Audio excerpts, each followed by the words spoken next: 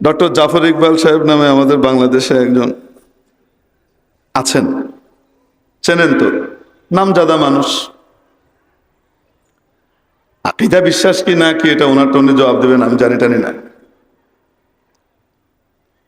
উনি ওনার একটা বই আছে আমেরিকা, 1996 সালে লিখেছেন। ওই বইয়ের মধ্যে অনেক ঘটনা আছে, তার ভিতরে একটা ঘটনা আপনাদেরকে শোনাই। তখন উনি আমেরিকাতে বেড়াতে গেছেন বাচ্চা কাচ্চাকে নিয়ে। এর আগে উনি ওখানে ছিলেন বেল কমিউনিকেশনস রিসার্চে, উনি একজন বিজ্ঞানী হিসেবে কর্মরত ছিলেন, গবেষক হিসেবে, রিসার্চার হিসেবে। চলে আসার পরে একবার বেড়াতে গেছেন। তো ওখানে যাওয়ার পরে উনি প্রতিদিনের দিনলিপি লিখেছেন।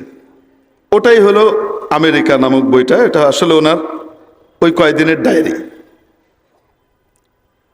তার মধ্যে লিখেছেন এক জায়গাতে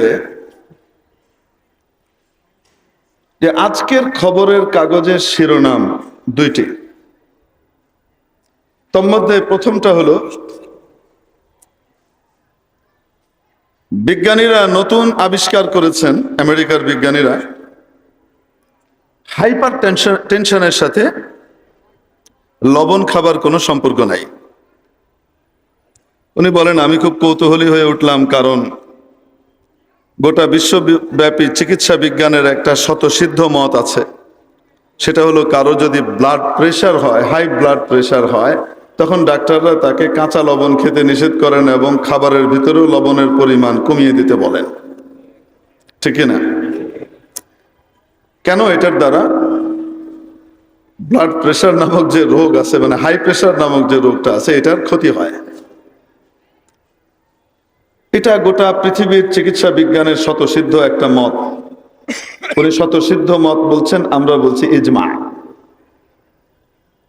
চিকিৎসা বিজ্ঞানীরা এটার উপরে ইজমা করেছেন। এখন সাজ এনেছে বিচ্ছিন্ন মত। এটা বিশেষ একটা গবেষণা করে নতুন আবিষ্কার করেছে। তো উনি বলেন আমি কৌতূহলী হয়ে উঠলাম, খবরটা পড়া দরকার। পড়তে পড়তে গিয়ে দেখলাম সেখানে আমেরিকার কিছু বিজ্ঞানী রিসার্চ করে নতুন গবেষণাপত্র তৈরি করেছেন, সিদ্ধান্ত দিয়েছেন হাইপার টেনশনের সাথে, হাই ব্লাড প্রেশারের সাথে লবণ খাওয়ার কোনো সম্পর্ক নাই।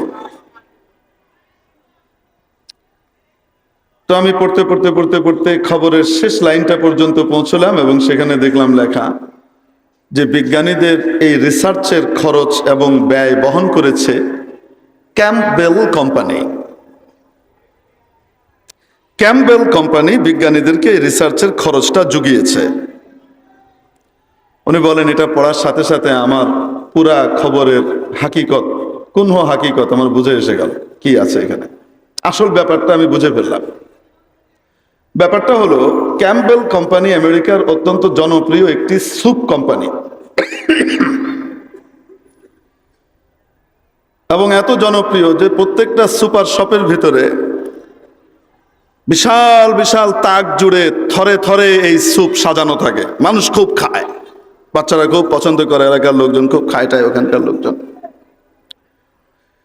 এখন স্যুপগুলো সংরক্ষণের জন্যই হোক চাই, অথবা তার মধ্যে স্বাদ বাড়াবার জন্যই হোক, এই স্যুপগুলোর ভিতরে লবণের পরিমাণ একটু বেশি থাকে,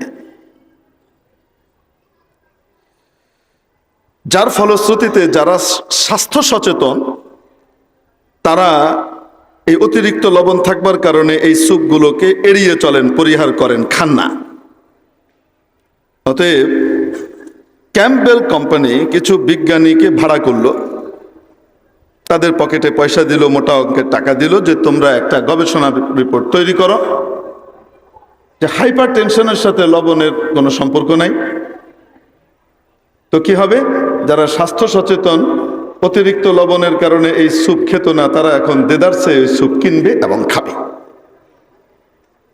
বোঝাতে পারিনি মনে হয়।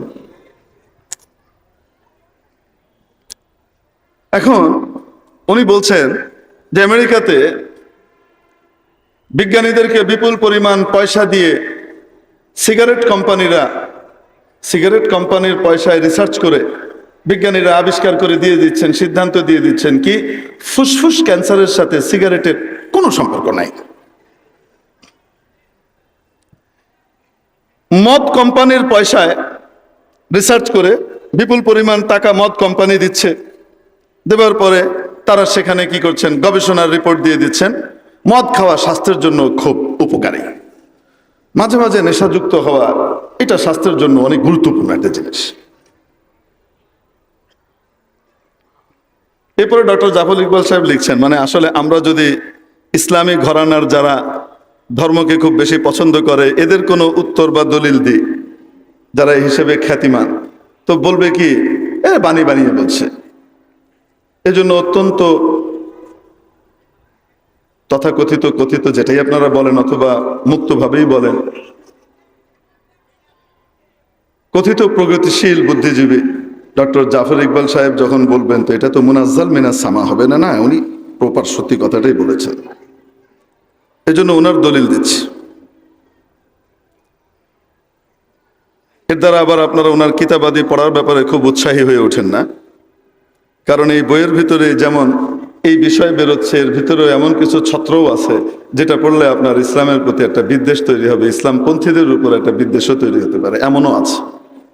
যারা গবেষক হবে তাদের জন্য সব রকমের জিনিস পড়তে হয়, বিপরীত দিকের, এদিকের ওদিকের, কিন্তু যারা নবিশ, ইসলামের ব্যাপারে যারা নবিশ, তারা সকলের সব বই পড়তে নাই, কারণ অনেক সময় সেই বইয়ের প্রভাবে নিজের ঈমান হারিয়ে ফেলতে হয় অনেক সময়। এই জন্য আবার যেন কেউ উৎসাহিত না হয় যে আমি কারো বইয়ের ক্যানভাস করছি সে যেন পড়া শুরু করে, হ্যাঁ এরকম নয়, বোঝানোর জন্য বলছি। আচ্ছা, এই তিনটা কথা বললেন, হ্যাঁ, ক্যাম্পবেল কোম্পানির স্যুপের ঘটনাকে কেন্দ্র করে, তারপরে উনি ফুসফুস ক্যান্সারের সাথে সিগারেটের কোনো সম্পর্ক নাই, বিজ্ঞানীদেরকে সিগারেট কোম্পানি টাকা দিয়েছে, তারা আবিষ্কার করে দেখিয়ে দিয়েছে। মদ কোম্পানির পয়সায় মদ খাওয়া খুব উপকারী, এটাও কি হয়ে গেছে, প্রমাণিত হয়ে গেছে। শেষে উনি লিখছেন আমি বাজি ধরে বলতে পারি, কোনো সন্ত্রাসী সংগঠন যদি আমেরিকার বিজ্ঞানীদেরকে বড় অঙ্কের টাকা দেয়, তাহলে এই সন্ত্রাসী সংগঠনের টাকা খেয়ে আমাদের বিজ্ঞানীরা ঝটপট গবেষণা রিপোর্ট তৈরি করে দিয়ে দিবেন যে সন্ত্রাসীদের অস্তিত্ব একটি সমাজ ব্যবস্থার জন্য অতীব জরুরি একটি বিষয় এবং অতি উপকারী সন্ত্রাসীর উপস্থিতি। আর সন্ত্রাসী মুক্ত সমাজ এটি একটি স্থবির সমাজ। বোঝাতে পারেন? উনি বলেন আমি বাজি ধরে বলতে পারি টাকা দিলে বিজ্ঞানীরা এটাও করবে। শেষ লাইনটা বড় মজার, শেষ লাইনটা উনি বলছেন বিজ্ঞানীদের এহেন কর্মকাণ্ড দেখে লজ্জায় আমার মাথা কাটা যায়। কি বুঝলেন? বিজ্ঞানের যত রিপোর্ট আছে সেগুলা সব নীতিগতভাবে চরমভাবে উত্তীর্ণ, একটি নীতির মানদণ্ডে উত্তীর্ণ রিপোর্ট, কি বলেন না? মাঝে মাঝে উল্টাও হয়, বিজ্ঞানীকে টাকা দিয়ে কেনাও যায়, ঠিক কি ঠিক না? By hook or by crook চাপ দিয়ে বিজ্ঞানীকে দিয়ে একটা সিদ্ধান্ত জানিয়ে দেওয়া যায়। কায়েমি স্বার্থবাদী এবং ক্ষমতালিপ্সুরা, সাম্রাজ্যবাদী শক্তি বা আধিপত্যবাদী শক্তি, তারা বিজ্ঞানীদেরকে চাপ দিয়ে নিজের মন গড়া বিজ্ঞানের সিদ্ধান্ত এবং রিপোর্ট তৈরি করে নিজের পকেট ভারী করবার ব্যবস্থা করতে পারে, ঠিক কি ঠিক না? কোনো অবাস্তব কিছু না। মেরে মুহতারাম দোস্ত, আজিজ ও বুজুর্গ, বলছিলাম এজন্যে গোটা পৃথিবীর বিজ্ঞান যদি এক প্ল্যাটফর্মে আসে আর কোরআন সুন্নাহর সাথে বিরোধী হয়, তাহলে বুঝতে হবে কোরআন সুন্নাহ ঠিক, বিজ্ঞানের সিদ্ধান্ত ভুল।